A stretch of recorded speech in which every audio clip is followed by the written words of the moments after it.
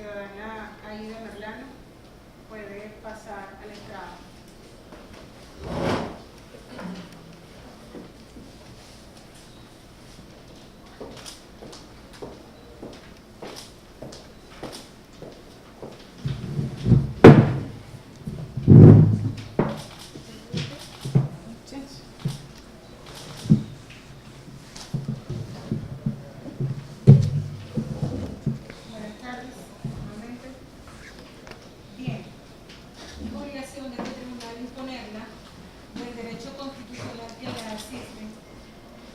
Artículo 49, ordinal quinto de la Constitución de la República Bolivariana de Venezuela, el cual señala que ninguna persona podrá ser obligada a confesarse culpable o declarar contra sí misma, su cónyuge, concubino o concubina o pariente dentro del cuarto grado de consanguinidad y segundo de afinidad.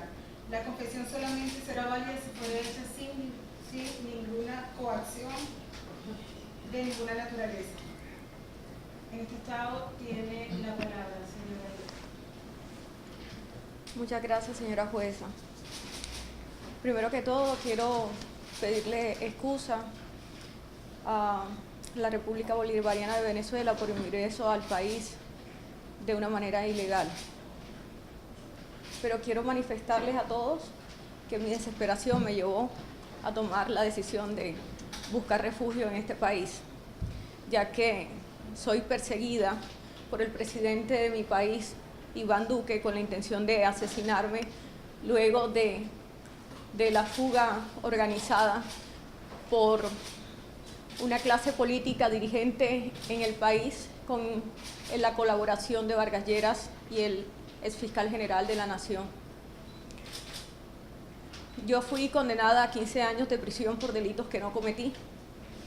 Fui objeto de un allanamiento viciado que se realizó en mi sede política cuando aspiraba al Senado de la República.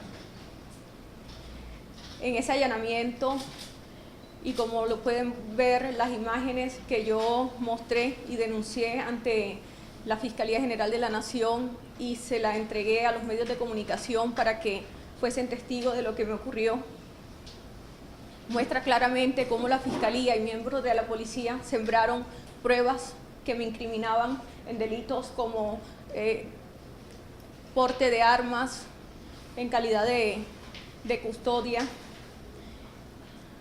concierto para delinquir y corrupción al elector. Esa conspiración fue liderada por el ex candidato presidencial Vargas Lleras y con la ayuda del fiscal general Néstor Humberto Martínez en su momento, quien le dio orden a una fiscal de la región para que realizara dicho operativo, en el cual fueron implantadas todas las pruebas que se colocaron en mi contra. En las imágenes se muestra claramente cómo un agente de la policía saca los certificados electorales que fueron objetos para incriminarme, y lo saca de su gorra, luego lo guarda en su chaqueta y posteriormente lo guarda en un gabinete. Asimismo también como un policía saca de su chaqueta unos cartuchos de fusil que no van acorde a una sede política, que tampoco existía esa arma en mi sede política, y una policía colocando un arma de fuego cuando yo tenía una Glock entregada por las fuerzas militares y estaba en mi caja fuerte con el salvoconducto.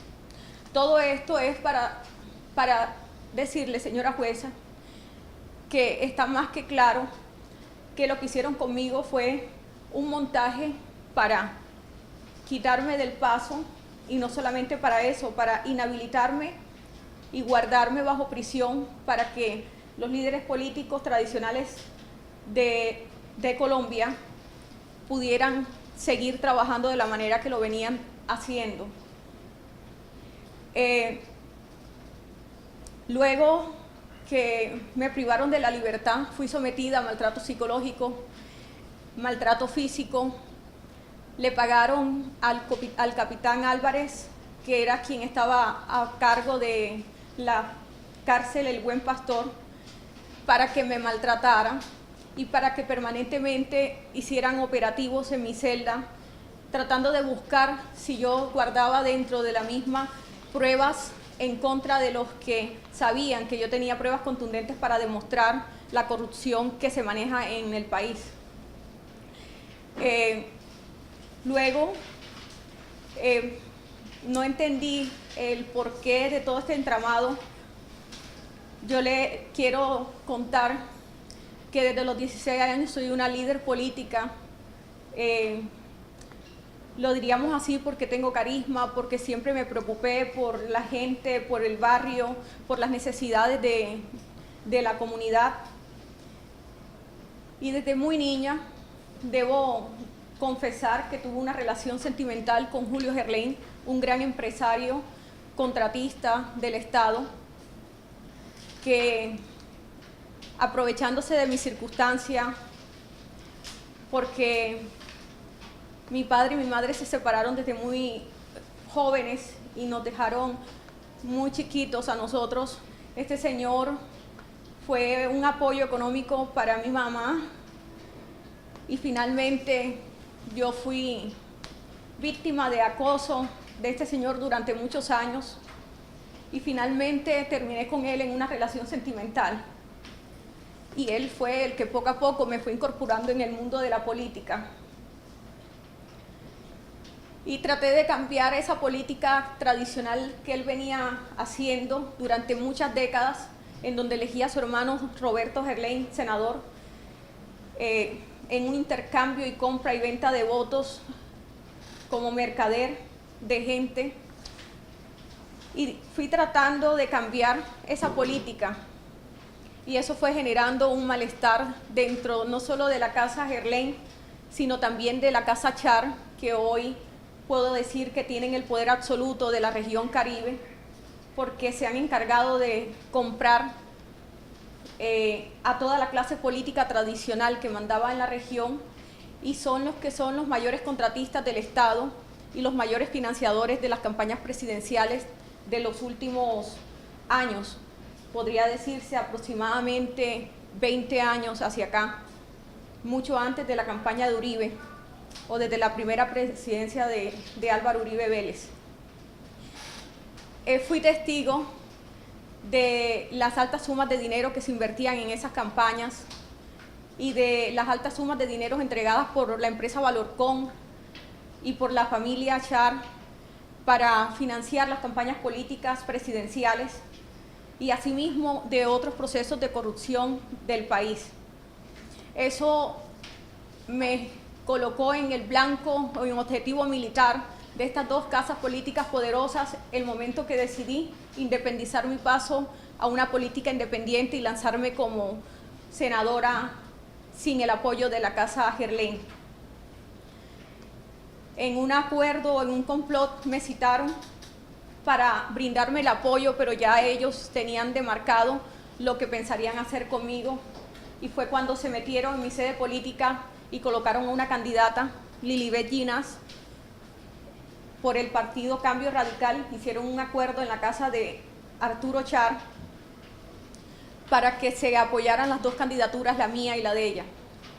Se entregaron algunos recursos que venían de contrataciones o de las coimas que se debían entregar a la alcaldía de Barranquilla, dos empresas importantes, una que le pertenece a Faisal Cura y la otra a Valorcon, para la financiación de la misma, pero era para financiar la campaña presidencial de Germán Vargas Lleras, la que finalmente terminó con un resultado nefasto, ya que el pueblo decidió no votar, aunque recibieron todo el dinero para que se direccionara la votación para él, pero el pueblo decidió votar por otro candidato. Quiero decirle que cuando estuve privada de la libertad citaron a Arturo Char para abrir la investigación por el proceso por el que yo fui condenada. Y me ofreció que me iban a ayudar a quitarme los cargos porque ellos entendían que yo era inocente y que ellos lo iban a demostrar.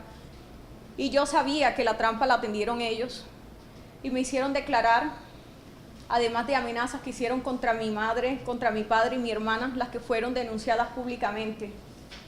Fui a declarar a favor de ellos el día 5 de septiembre y el 15 de septiembre recibí la condena en mi contra y posteriormente llamé para decirles que iba a declarar en contra de ellos, aunque no tuviera ningún beneficio, ya que todos mis derechos en Colombia me fueron vulnerados, todos a defenderme, todas las pruebas que entregué sobrevinientes de videos, pruebas contundentes para demostrar mi inocencia, me fueron negadas, porque estoy segura que hasta los magistrados fueron sobornados para hundirme. Cuando quise hacer un acuerdo con la Corte para contar la verdad de lo que sabía y de lo que había ocurrido, no me quisieron escuchar para que yo no contara esa verdad que guardé durante 2 años por miedo a que mi familia fuera asesinada o yo fuese asesinada dentro de la cárcel. Finalmente me mandaron un abogado de la familia Char. Anteriormente había recibido una llamada de Julio Gerlain diciéndome que recibiera a los abogados de Julio, de Arturo y de Alex, porque me tenían que explicar algo que pensaban hacer para ayudarme a salir, que no me desesperara. Y fue cuando me hablaron de la fuga, una fuga que organizaron y que el único propósito de esa fuga fue asesinarme posteriormente, que me sacaran de la institución en donde yo estaba recluida. Yo quiero utilizar este medio y sé que hay medios colombianos en este lugar para que esto lo transmitan. Para ninguno es un secreto que en Colombia la mayoría, o yo diría que más de un 90% del Congreso de la República de Colombia se ha elegido y se elige comprando votos. Son pocos los que se eligen a conciencia. Todos los políticos de derecha, en su mayoría, son elegidos comprando votos, sobre todo en la región Caribe, que yo puedo dar fe y testimonio. Los últimos presidentes, desde Uribe hasta acá, doy fe que se eligieron también comprando votos y que se invirtieron más de 25.000 millones de pesos por cada casa política para aporte a las campañas presidenciales de los mismos.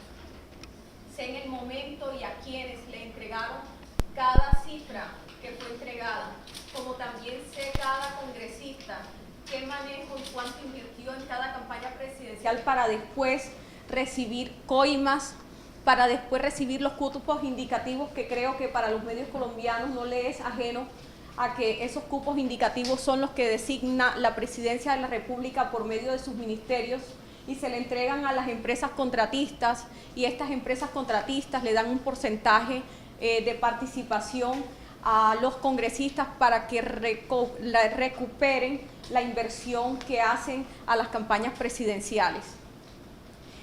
Toda esta información que yo tengo y que tengo pruebas, que tengo videos, que tengo audios, que tengo no solamente eso, que también tengo pruebas escritas, contratos y licitaciones que fueron hechas amañadas.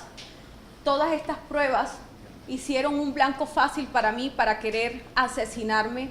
No solamente 2 casas políticas importantes de la región Caribe, sino también del presidente que tenemos hoy en Colombia, y es el presidente Iván Duque, para cuidar las espaldas de su jefe Uribe, que para nadie es un secreto, y también para cuidarle las espaldas al fiscal general de la Nación, Néstor Humberto Martínez, a quien le tengo grandes secretos, como el momento en que lo eligieron el ministro de ministro, el superministro, y fue nombrado como cuota política de la empresa Odebrecht y de Luis Carlos Sarmiento Angulo, para garantizar que toda la contratación entregada a la empresa Odebrecht fuera destinada a unos empresarios que a su vez le iban a entregar las comisiones a los congresistas y así poder cumplir las cuotas políticas que aportaban cada candidato o cada senador o representante a la Cámara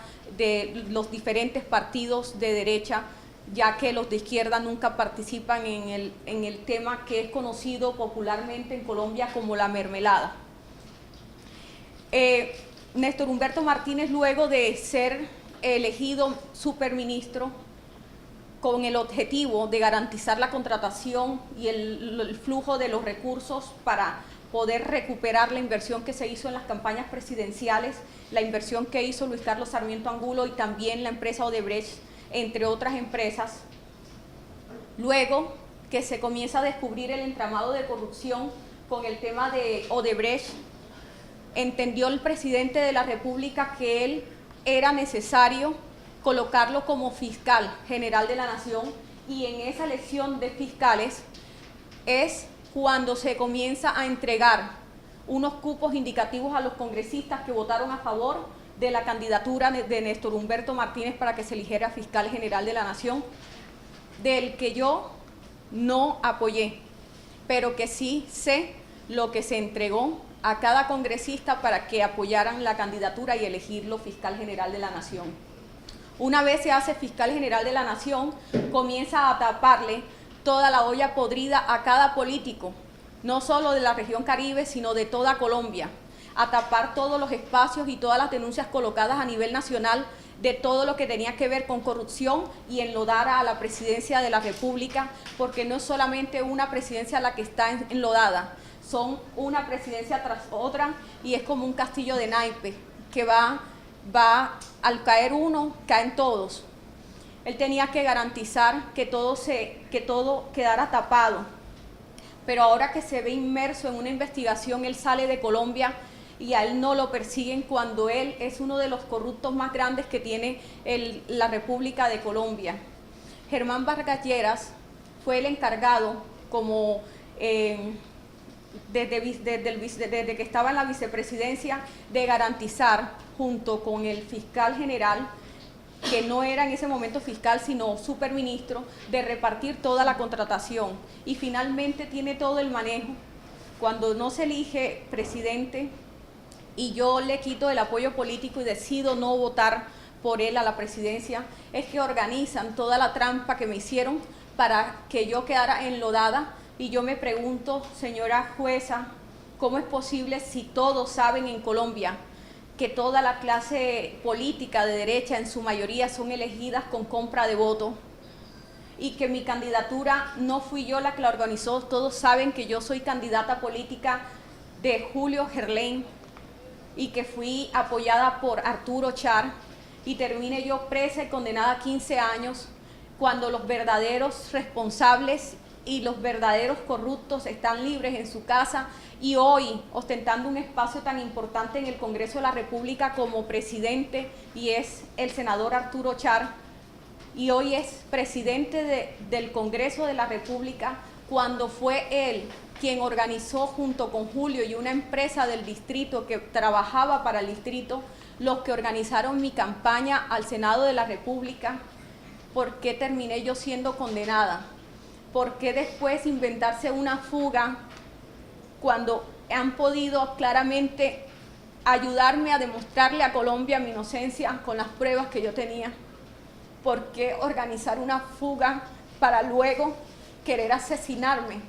Y yo quiero que los periodistas que están presentes entrevisten al señor Duque y les pregunten por qué razón, luego de 4 días de mi fuga, es que él decide cobrar una recompensa de 50 millones de pesos.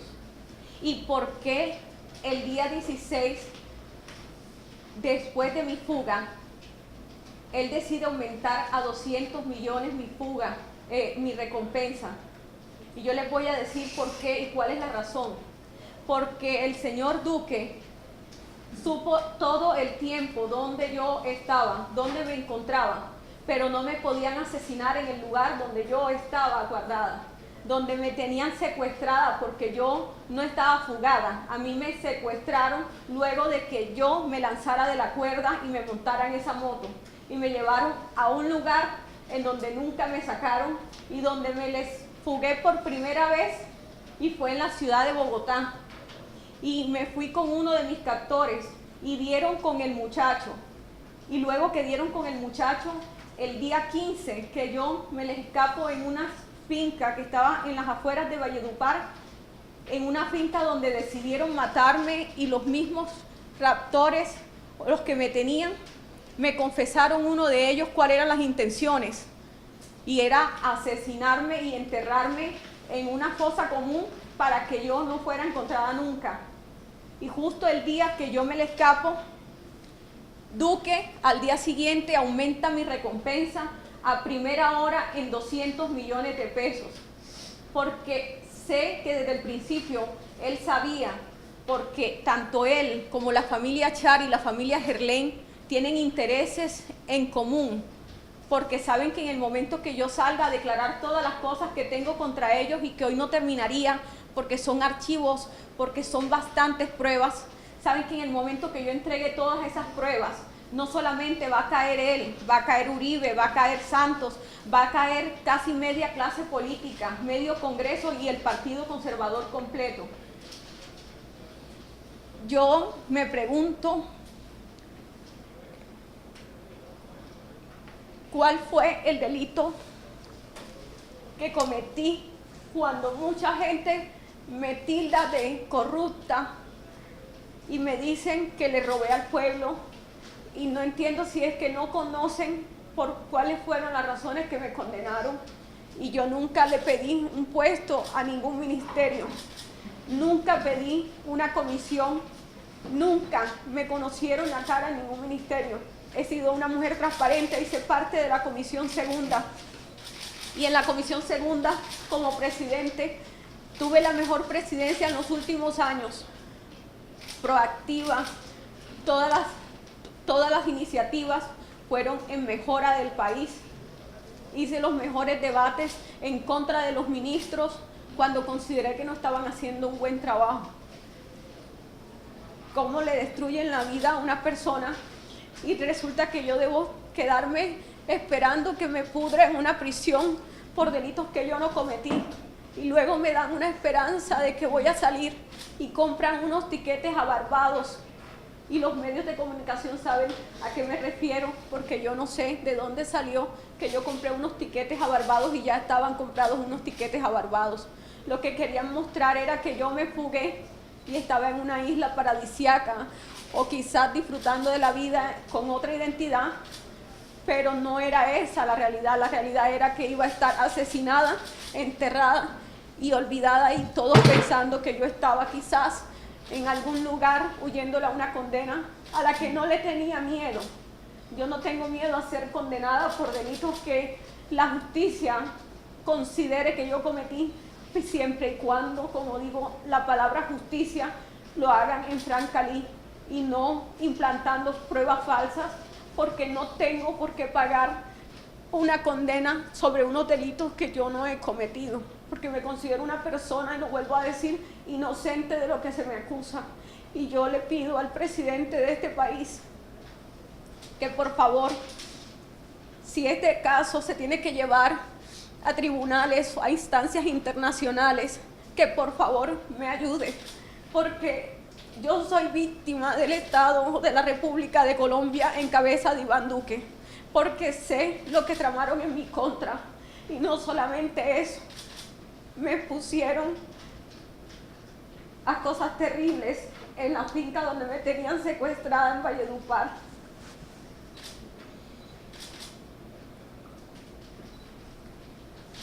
Si de verdad ellos hubiesen cuadrado una fuga, mis captores no hubiesen hecho conmigo lo que hicieron el tiempo que yo estuve secuestrada, y me hubiesen dejado ir en el instante que yo les dije que yo me quería ir.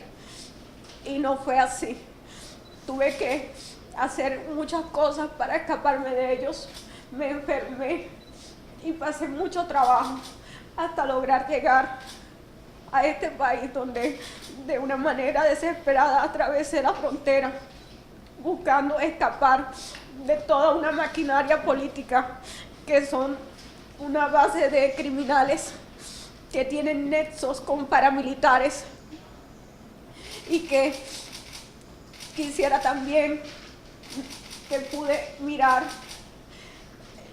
después de todas las cosas, que hubo una masacre en Cesar.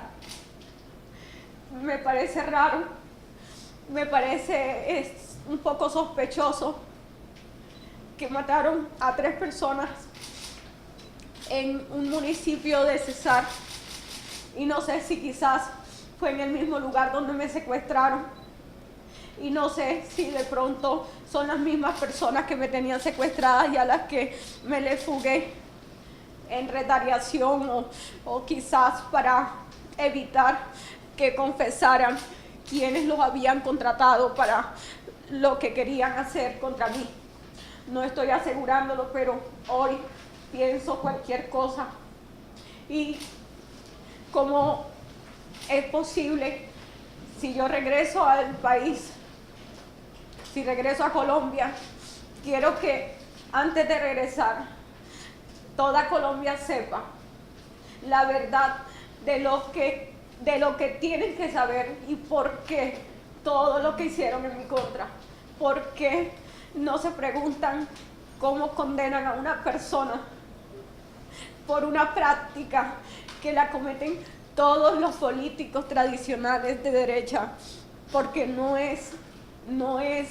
soy la única persona a la que le habrían iniciado un proceso por corrupción al elector, porque en cada esquina de las regiones hay un líder comprando votos y siempre a favor de algún candidato de derecha. Eso es el pan de cada día. Esa es la manera de cómo la gente sale el día de las elecciones a hacer un festín, porque es un día que llega dinero de todos los políticos porque le venden el voto a todo el que pueda y no es un secreto para nadie. Pero yo sí pido solamente dos cosas. Una, que se me brinde protección a mi integridad, porque me siento en este momento tranquila y desde que fui capturada aquí creo que he encontrado paz, porque no dormía tranquila pensando en el momento que mis enemigos me encontraran. No hablaba con nadie ni con mi familia por miedo a que una llamada fuera interceptada y dieran con mi ubicación. No le tenía miedo a las autoridades, vuelvo y repito. Le tengo miedo a mis enemigos, le tengo miedo al gobierno colombiano, le tengo miedo a la clase política que está detrás de mí y de mi muerte. Estoy temerosa por todos los que prefieren verme muerta y estoy abierta a que, si de ser necesario, se abra un juicio aquí en donde yo pueda denunciar todos los actos de corrupción puntualizándolos. Estoy abierta que si este gobierno permite entrevistarme con los medios que deseen saber la verdad, también estoy abierta, y estoy abierta a todo lo que el gobierno considere que es conveniente, pero pido que se tenga en cuenta también la integridad de mi familia en Colombia, que de pasarle algo a algún miembro de mi familia, sepan que los únicos responsables de lo que me ocurra son el presidente Álvaro Uribe Vélez, la familia Char, me refiero a Fuad Char Abdala, a Alex Char, a Arturo Char y a la familia Gerlain en cabeza de su hijo Julio Eduardo Gerlain y Margarita Gerlain, hija de Julio Gerlain, quienes organizaron la fuga con la familia Char, y que estoy segura que a espaldas de su papá, Julio Gerlain, cuadraron lo de mi asesinato. Quiero pensarlo de esa manera porque no creo que una persona con la que tuvimos una relación extramatrimonial tantos años y que quedaron frutos que por respeto no puedo decir en esta audiencia, se haya prestado para todo lo que hicieron contra mí, y que las autoridades saben, las que llegaron aquí, que lo que estoy diciendo en cuanto al maltrato que recibí en Valledupar es cierto.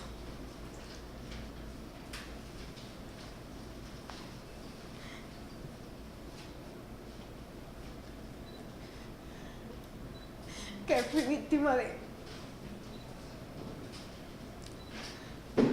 de abuso,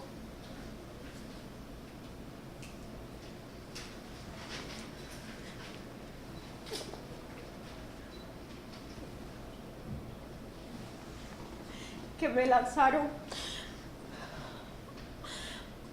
a pensar que iba a encontrar una salida a un problema que no sé cómo terminé involucrada, que no me explico cómo terminé metido en todo esto. Y lo que hicieron fue mostrarme un camino que me llevaba a la muerte.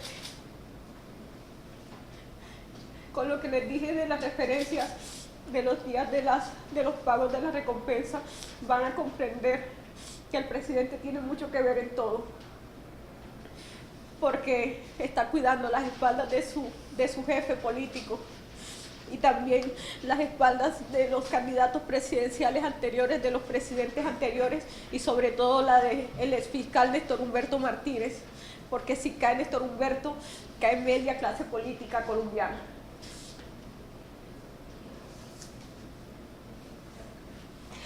Quiero decirles, aprovechar para hablar del caso de Odebrecht, porque quiero aprovechar este espacio para que los medios que tienen toda la curiosidad de saber muchas cosas que ocurrieron, sepan que la empresa Odebrecht sí entregó una alta suma de dinero para la financiación de la campaña presidencial de Santos, y entregaron el proyecto de Navelena a la empresa Valorcom, a la que no le abrieron investigación, y esa empresa le dio ese negocio en el yate de Julio Eduardo, el hijo de Julio Gerlain, y se lo entregó a favor o por solicitud de Luis Carlos Sarmiento Angulo, dueño del Grupo Aval y casi dueño de Media Colombia,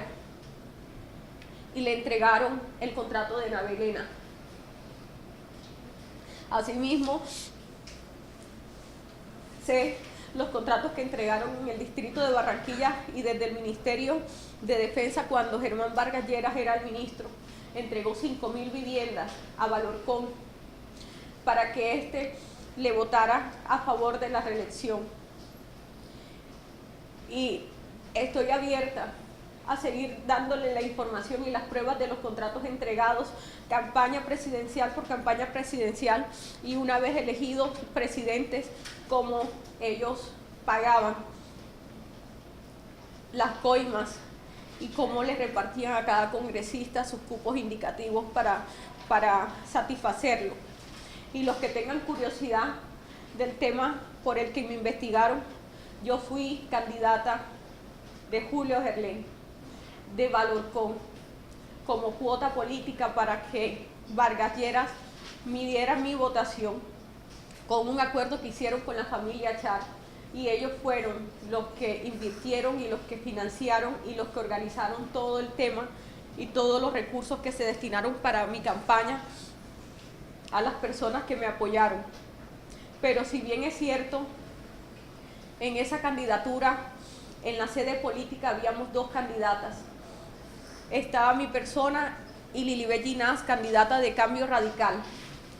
Yo me pregunto, así como el señor fiscal general de la Nación una vez hizo el nefasto allanamiento que hizo en mi sede política para incriminarme, ¿por qué no salió a decir que Lilibet Ginás, que era de Cambio Radical, era la líder de la organización criminal? ¿Y por qué decir que fui yo, si las dos éramos candidatas?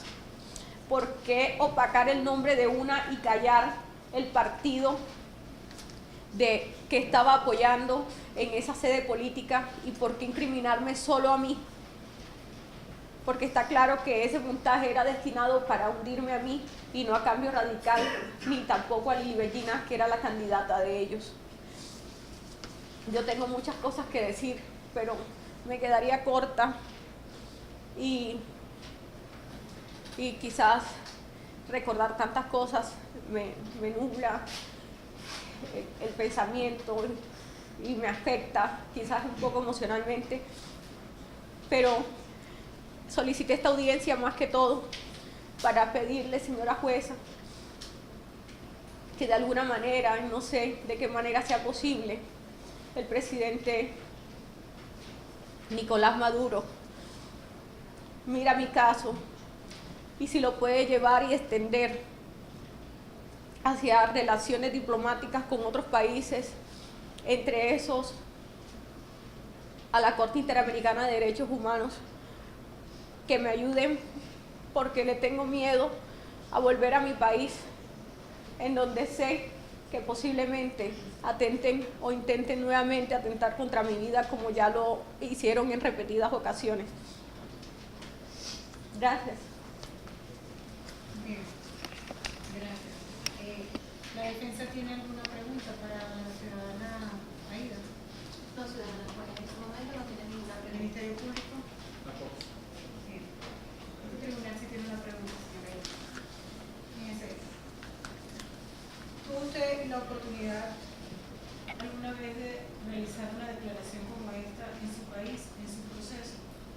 No, señora jueza, a mí no me permitieron en mi país declarar, y las veces que lo solicité, cabe recordar esto que se me había pasado. Yo tenía una cita el 1 de octubre con la Fiscalía. Yo me puse 2 citas con ellos. La primera cita, cuando pensé declarar, le llegó esa información al señor Fuad Char, porque ellos manejan la Fiscalía, la maneja Vargas Lleras, como la sigue manejando hasta ahora, y el fiscal que está en este momento también es colocado por Germán Vargas y sigue siendo discípulo del fiscal anterior. Ellos avisaron a las familias que yo pensaba declarar en contra de ellos, y me llamó Julio a regañarme, a decirme que cómo iba a hacer esa locura, y fue cuando por primera vez amenazaron a mi familia. Entonces yo desistí y cambié la fecha, y la fecha me la volvieron a colocar para el 1 de octubre. Y antes de esa, de esa cita, estaba citada para las 2 de la tarde, y fue el mismo día que ellos organizaron la fuga en donde planearon asesinarme. Y fue el día que me fugué, el día que yo pensaba de una manera voluntaria denunciar ante la Fiscalía. Ellos no iban a permitir que yo declarara. Nunca me lo permitieron, y tampoco en mi proceso no me permitieron declarar, ni la posibilidad de decir, bueno, yo voy a confesar estos delitos que cometieron, pero quiero decir que soy inocente de lo que se me acusa. No me dieron la oportunidad de decir la verdad de todas las cosas que conocía. Bien. ¿Cómo considera usted entonces que fue el proceso en su país, la investigación que se le llevó en su contra? El proceso tiene varias etapas. Yo debí ser juzgada por tres magistrados. Inicialmente aprobaron 2 instancias para los congresistas y aforados que no teníamos. Debió haberme juzgado la sala de instrucción y no lo hizo. A mí me calificó la sala que no me correspondía. Tenían que calificarme 3 magistrados y solamente lo hicieron 2. Asimismo, se solicitaron apelaciones, nunca se escucharon. Me condenaron 2 magistrados cuando debieron ser 3 magistrados. Tampoco me concedieron el derecho a tener 3 magistrados, porque desde el principio considero yo, y lo voy a denunciar también, considero que los magistrados hicieron parte de todo el entramado en mi contra para terminar de hundirme y no permitirme una defensa legítima. Asimismo, está en apelación la condena, y estoy segura que con todos los intereses económicos y políticos del país, y como yo no soy poderosa, como yo no soy el único poder que yo tengo es el cariño del pueblo, porque dinero no tengo y tampoco una maquinaria política, y el pueblo desafortunadamente no puede hacer nada para ayudarme en un proceso donde se mueven es con recursos económicos, porque allá las decisiones las toman con dinero y con favores políticos, y yo no tengo mucha influencia política, a pesar que fui la mayor votación. Cuando me elegí diputada, fui la mayor votación del Departamento del Atlántico y de toda Colombia. Fui la mayor votación de la historia del departamento, a pesar de que fue mi primera aspiración, cosa que no le gustó a la clase política tradicional, porque vieron de qué manera tan rápida yo crecí. Para los que algunos dijeron o piensan que de una manera arribista crecí, no. Yo trabajé desde los 16 años y lo que fui me lo gané a pulso, tocando a la gente, conociendo a la gente, escuchando a la gente. Y la gente se le puede comprar el voto, pero la gente termina votando por lo que quiere a la final. Y la gente quería las propuestas que yo tenía. Cuando me elegí representante a la Cámara, también me elegí con la mayor votación del departamento y la segunda votación a nivel nacional. Y eso tampoco le gustó a la clase política tradicional y me vieron como un peligro eminente para ellos. Cuando se mostró mi nombre para la alcaldía de Barranquilla, eso también fue peligro para la clase tradicional del departamento. Y yo siempre fui un peligro, no solamente por lo que representaba políticamente para ellos, sino también por toda la información que manejaba. Y en el momento que decidí independizarme, porque entendí que hay caminos diferentes de hacer política y eran los caminos que yo quería emprender, decidieron cobrarme la decisión de independizarme y quizás sintieron temor de que yo denunciara todas las cosas que sabía cuando me enfrentara políticamente contra ellos y les echara en cara todas las cosas que sabía de ellos, cosa que no pensaba hacer porque quiero a mi familia, pero luego del daño que me han hecho tan terrible, después de caer presa, sin entender el porqué, de tener un hijo adolescente que cayó en problemas de drogadicción a raíz de mi problema, mi hija hundida en una depresión, que era mi familia. Pienso que ya en este momento no tengo más nada que perder, excepto la vida, y es la que estoy pidiendo que este gobierno me proteja, ya que en mi país no tengo garantías.